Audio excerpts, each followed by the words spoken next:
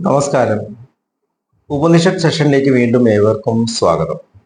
നമുക്ക് ആദ്യം മെഡിറ്റേഷൻ ചെയ്യാം. കണ്ണുകൾ അടച്ച് ശാന്തമായിരിക്കും.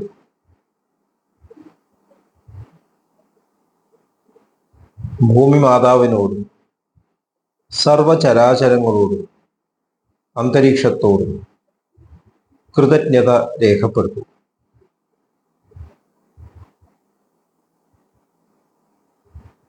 ഭൂമി മാതാവിൽ നിന്നുമുള്ള ഹീലിംഗ് എനർജി കാലുകളിലൂടെ പ്രവേശിച്ച് ശരീരം മുഴുവൻ വ്യാപിക്കുന്നതായും ശരീരത്തിലെ എല്ലാ ഭാഗങ്ങളെയും എല്ലാ കോശങ്ങളെയും റിലാക്സ് ചെയ്യാൻ സഹായിക്കുന്നതായും അനുഭവിക്കും.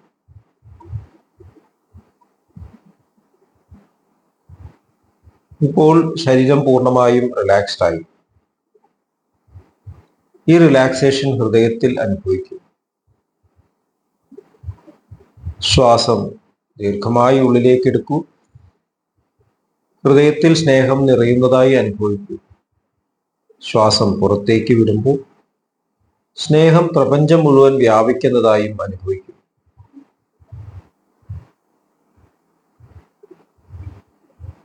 ഹൃദയത്തിൽ കുടികൊള്ളുന്ന സ്നേഹത്തിന്റെ സ്രോതസ്സിൽ നിന്നും ഉദ്ഭവിക്കുന്ന ദിവ്യപ്രകാശം മനസ്സിനെ ആകർഷിക്കുന്നതായി അനുഭവിക്കും. ആ ദിവ്യപ്രകാശത്തിൽ ധ്യാനം ആരംഭിക്കും. മനസ്സിൽ ചിന്തകൾ വരുന്നുണ്ടെങ്കിൽ മൃദുവായി അവയെ അവഗണിക്കുക. ദിവ്യപ്രകാശത്തിൽ ധ്യാനം തുടരുക. Please start meditation.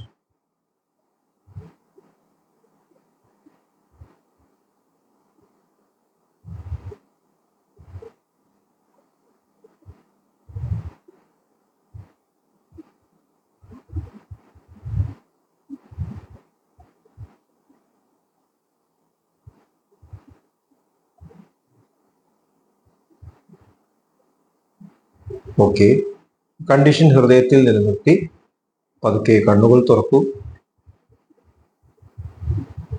എല്ലാവരെയും ഹാർദമായി ഹാർട്ട്ഫുൾനെസ് സഹജമാർഗ് മെഡിറ്റേഷൻ സിസ്റ്റത്തിലേക്ക് സ്വാഗതം ചെയ്യുന്നു. എങ്ങനെ ജോയിൻ ചെയ്യാം എന്നത് ഡിസ്ക്രിപ്ഷൻ ബോക്സിൽ കൊടുത്തിട്ടുണ്ട്.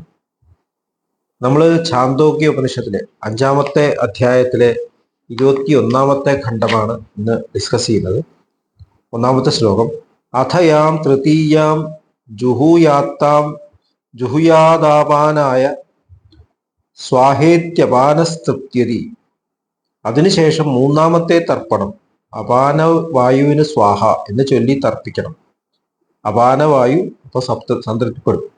2-ാമത്തെ ശ്ലോകം, അപാനേ തൃപ്യതി വാക് തൃപ്യതി വാചി തൃപ്യന്ത്യാമഗ്നിസ്തൃപ്യജ്ഞൗ തൃപ്യതി പൃഥിവീ തൃപ്യതി പൃഥിവ്യാം തൃപ്യന്താം യത്കിഞ്ച പൃഥിവീ ചാഗ്നിശ്ചാധിതിഷ്ഠസ്തൃപ്യതി തിഷ്ഠസ്തൃപ്യതി തസ്യാനുതൃപ്തിം തൃപ്യതി പ്രജയാ പശുഭിർ അന്നദ്യേന തേജസാ ബ്രഹ്മവർച്ചസേനേതി.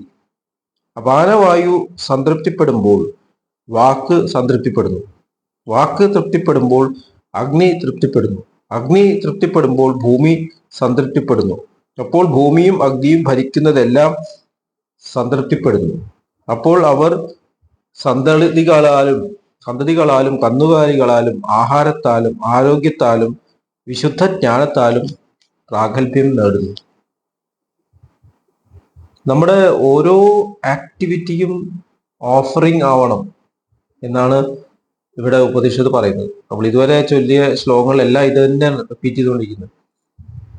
നമ്മുടെ ശരീരത്തെ നയിക്കുന്ന എനർജി പ്രാണൻ, പഞ്ചപ്രാണൻ എന്ന് പറയും. അപ്പോൾ അത് മനസ്സിലാക്കാൻ വേണ്ടിയിട്ടുള്ളൊരു ഡിഫറൻസിയേഷൻ ആണ്. പ്രപഞ്ചത്തെ നയിക്കുന്ന എനർജി, നമ്മൾ ഇലക്ട്രിക്കൽ എനർജി, മെക്കാനിക്കൽ എനർജി, പലതരത്തിലുള്ള എനർജിയെ പറ്റി പറയും, ന്യൂക്ലിയർ എനർജി.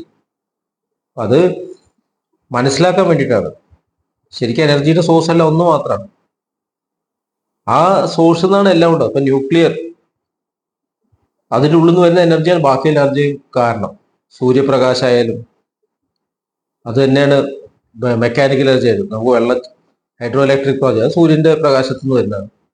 അപ്പൊ എല്ലാം അവസാനം വരുന്നത് ഉള്ളിൽ നിന്നാണ്. ആറ്റമിന്റെ ഉള്ളിൽ നിന്നാണ്. ആറ്റത്തിന്റെ ഉള്ളിലെ ന്യൂക്ലിയസ് നിന്നാണ്. ഈ ന്യൂക്ലിയസിലേക്ക് എവിടെ എനർജി വരുന്നത്? അതിന്റെ അടിസ്ഥാനമായിട്ടുള്ള ഒരു കോർ ഉണ്ട്. ആ കോറിൽ നിന്നാണ് എല്ലാം വരുന്നത്. അതിനെയാണ് നത്തിങ്നെസ് എന്ന് പറയുന്നത്. അപ്പൊ സയൻസും ഈ ഇന്റഗ്രേഷൻ ഓഫ് എനർജിയെ കുറിച്ചിട്ട് ചർച്ച ചെയ്തുകൊണ്ടിരിക്കുന്നു. നമ്മൾ എന്ത് പ്രവൃത്തി ചെയ്യുമ്പോൾ, ചെറിയ പ്രവൃത്തിയായിരിക്കും, നമ്മളൊരു സാധനം എടുക്കുകയായിരിക്കും, അതിന്റെ ശക്തി വരുന്നത് അവിടെ നിന്നാണ്. ഞാൻ സംസാരിക്കുകയായിരിക്കും, അതിന്റെ ശക്തി വരുന്നത് അവിടെ നിന്നാണ്. അപ്പൊ അതാണ് നമ്മൾ എന്ത് ചെയ്യുമ്പോഴും തർപ്പണം ചെയ്തിട്ട് ചെയ്യാം. അപ്പൊ ഇവിടെ ചെയ്യുന്ന അപാനവായുവിന് നമ്മൾ തർപ്പിക്കുമ്പോൾ വാക്കുകൾ, നമ്മുടെ ശബ്ദത്തെ നമ്മൾ ബഹുമാനിക്കുന്നു, സംസാരിക്കുന്നതിനെ ബഹുമാനിക്കുന്നു. അപ്പൊ നല്ല വാക്കുകൾ പറഞ്ഞാൽ അതിലൂടെ ഫയർ എലിമെന്റും എർത്ത് എലിമെന്റും സംതൃപ്തിപ്പെടും. സഹജമാർഗത്തിൽ ഇതൊക്കെ പോയിന്റ്സ് ആയിട്ട് പറയുന്നു. എർത്ത് പോയിന്റ് എന്ന് പറഞ്ഞാൽ ഫസ്റ്റ് പോയിന്റ്, ഫയർ എന്ന് പറഞ്ഞാൽ തേർഡ് പോയിന്റ്. അപ്പൊ ഇത് രണ്ടും റെഗുലേറ്റ് ചെയ്യണ നല്ല വാക്കുകൾ. സ്നേഹത്തോടെ സംസാരിക്കുമ്പോൾ ഫയർ എലിമെന്റ് കമ്പാഷൻ അവിടെ ഫ്ലോ ചെയ്യാൻ തുടങ്ങും. സ്നേഹത്തോടെ സംസാരിക്കുമ്പോൾ കണ്ടെയ്ൻമെന്റ് ഉണ്ടാവുന്നു, സംതൃപ്തി ഉണ്ടാവുന്നു, ഫസ്റ്റ് പോയിന്റ്. ശാന്തി ഉണ്ടാവും. ശരിക്കും എല്ലാ പോയിന്റും അതിലൂടെ ഗ്ലോ ചെയ്യാൻ തുടങ്ങും, വെറും വാക്കുകൊണ്ട് മാത്രം. എങ്ങനെയുള്ള വാക്കുകൾ? നമ്മൾ തർപ്പണം, ആ ബോധത്തോടുകൂടി ഈ വരുന്ന പ്രവർത്തിക്കെല്ലാം ഉള്ള ഊർജം വരുന്നത് ആ സ്രോതസ്സിനാണ് എന്ന് മനസ്സിലാക്കിയിട്ട് നമ്മൾ നന്ദിയോടുകൂടി, ഗ്രാറ്റിറ്റ്യൂഡ് കൂടിയിട്ട് അത് ചെയ്യുക. അപ്പൊ സ്വാഹ എന്ന് പറഞ്ഞാൽ പുറത്ത് ചെയ്യേണ്ടതല്ല. ഒരു തീ കത്തിച്ചിട്ട് സ്വാഹ സ്വാഹ എന്ന് കാണിക്കുന്ന കാണാം, മന്ത്രങ്ങൾ ചൊല്ലി ഇടുന്ന കാണാം. പക്ഷെ അതിന്റെ പുറകിലുള്ള ഇന്റൻഷൻ പുറമേ അല്ല, കത്തുന്ന അഗ്നി പുറമേ അല്ല, ഉള്ളിലാണ്. അതിലേക്ക് നമ്മൾ നമ്മുടെ തന്നെ എല്ലാ ആക്ടിവിറ്റിയും കണക്ട് ചെയ്യണം. ബ്രഹ്മാർപ്പണം ബ്രഹ്മഹവിർ എന്ന് ഭഗവത്ഗീതയിൽ പറയുന്നുണ്ട്. ബ്രഹ്മകർമ്മ സമാധിന, എന്ത് ചെയ്യുമ്പോഴും ബ്രഹ്മത്തില് കണക്റ്റഡ് ആയിട്ട് ചെയ്യുന്നു. അങ്ങനെയാകുമ്പോൾ അവിടെ ബ്രഹ്മം തന്നെയാണ്, അവിടെ ഈശ്വരൻ തന്നെയാണ്. അതിന് പുറമേ ഒരു അഗ്നിയുടെ ആവശ്യമില്ല, കോംപ്ലിക്കേഷൻസിന്റെ ആവശ്യമില്ല. കോംപ്ലിക്കേഷൻസ് ഒക്കെ വന്ന് എല്ലാം പുറമേ ചെയ്യുന്നതുകൊണ്ടാണ്. നമ്മൾ എന്ത് പ്രവൃത്തി ചെയ്യുമ്പോഴും അത് ആന്തരികമായിട്ടുള്ള വർദ്ധിക്കണം. നമ്മൾ മാസ്റ്റേഴ്സിനെ കുറിച്ച് സംസാരിക്കുമ്പോൾ, ഗ്രന്ഥങ്ങൾ വായിക്കുമ്പോൾ, ഇതെല്ലാം നമ്മുടെ ഉള്ളിൽ അവരോടുള്ള കണക്ഷൻ, ആദരവ് ഉണ്ടാവണം. അവരെ വിഗ്രഹങ്ങളാക്കി പൂജിക്കുമ്പോൾ നമ്മൾ അവരെ തന്നെ ഇൻസൾട്ട് ചെയ്യണം. പല കഥകളുണ്ട്, പല ശക്തി പ്രകടനങ്ങൾ ചെയ്തിട്ടുള്ള കഥകളുണ്ട്. അതിൽ വാസ്തവികത ഉണ്ടോ എന്നുള്ളത് നമ്മൾ ചിന്തിക്കേണ്ട കാര്യമില്ല. പക്ഷെ ആ സാധ്യതയെ കാണിക്കുന്നു, ആ മഹത്വത്തെ കാണിക്കാൻ വേണ്ടിയിട്ട് കുറച്ച് എക്സാജറേറ്റ് ചെയ്തിട്ടുണ്ടാവും. അപ്പൊ അവര് ചെയ്ത ഈ തരത്തിൽ അത്ഭുത കൃത്യങ്ങളിലേക്ക് തിരിയാതെ അവരെ സ്വഭാവത്തെ ശ്രദ്ധിക്കും. അവരെത്രത്തോളം ലോക നന്മയ്ക്ക് വേണ്ടി പ്രവർത്തിച്ചു.